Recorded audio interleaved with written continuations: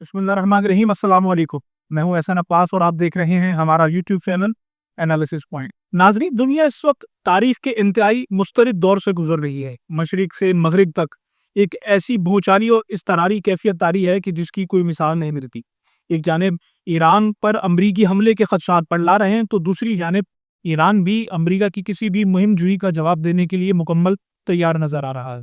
Tehran کے مشہور انقلاب اسکوائر پر ایران کے سب سے بڑے بل بورڈ پر ایک بڑی اسکرین آویزہ کی گئی ہے، جس میں منظرکشی کی گئی ہے کہ کیسے امریکی بحری بیڑا ابراہیم لنکن ٹوٹ رہا ہے اور سمندر میں ڈوب رہا ہے اور اس پر سوار جہاز تباہ ہو رہے ہیں۔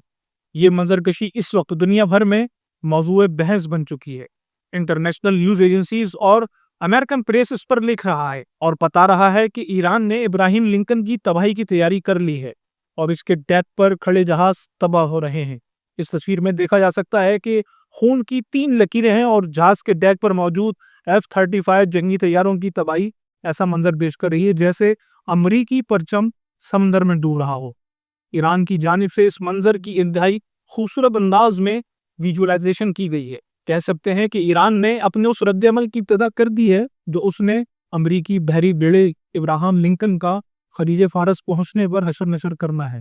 امریکہ کو شاید اب تک اندازہ نہیں کہ ایران کے پاس ایسی کون سی قوتیں ہیں جن کی مدد سے وہ امریکی بحری بیڑے کا تمام غرور خاک میں ملا لے گا، جس کے بارے میں کہا جاتا ہے کہ یہ دنیا کا سب سے بڑا طیارہ بردار بحری جہاز ہے۔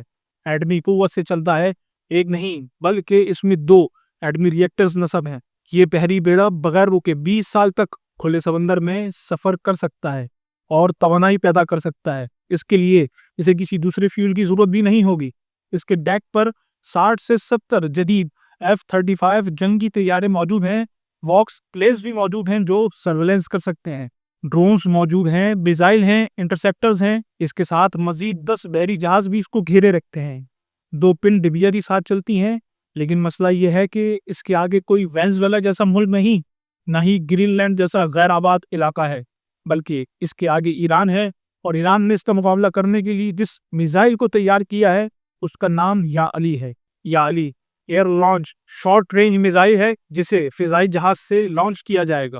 ناظرین، تہران میں کی جانے والی اس منظرکشی میں بھی کچھ ایسا ہی دکھایا گیا ہے کہ فضا سے یا علی میزائل ابراہیم لنکن کو نشانہ بنا رہے ہیں اور وہ ٹوٹ کر سمندر کی نظر ہو رہا ہے۔ اگر اس میزائل کے طریقہ استعمال اور اس کے فیچرز پر بات کریں تو F-4 فینٹم نامی ایرانی جنگی جہاز سے اس شارٹ رینج کروز میزائل یا علی کو فائر کیا جائے گا۔ یہ آواز کی رفتار سے بھی تیز 8.5 ماک کی سپیڈ سے ہدف کو نشانہ بنا سکتا ہے۔ اس کی رینج 700 کلومیٹر ہے۔ یہ میزائل ریڈار سیکشن میں بھی بہت کم دیکھا جا سکتا ہے، کم بلندی پر پرواز کرتا ہے، جبکہ یاری کروز میزائل 200 سے 250 کلوگرام بارودی مواد لے جانے کی صلاحیت بھی رکھتا ہے۔ ناظرین، ایران میں اسلامی انقلاب آنے کے بعد ڈیفائٹ ٹیکنالوجی میں کمال مہارت کا مظاہرہ کیا گیا اور ماڈرن وارفیئر میں ایسے ہتھیار متعارف کروایا گیا جس کی مثال نہیں ملتی۔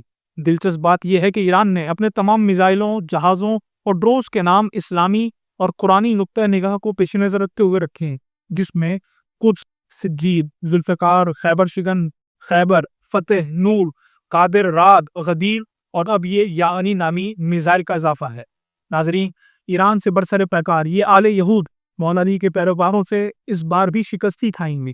جیسے 1400 برس قبل خیبر کے قلعے کو بھی جب کوئی فتح نہ کر سکا تو بالآخر رسول خدا صلی اللہ علیہ وآلہ وسلم نے مولا علی کو میدان میں بھیجا اور انہوں نے یہودیوں کے سب سے بڑے پہلوان مرہب کو دھول چٹائی۔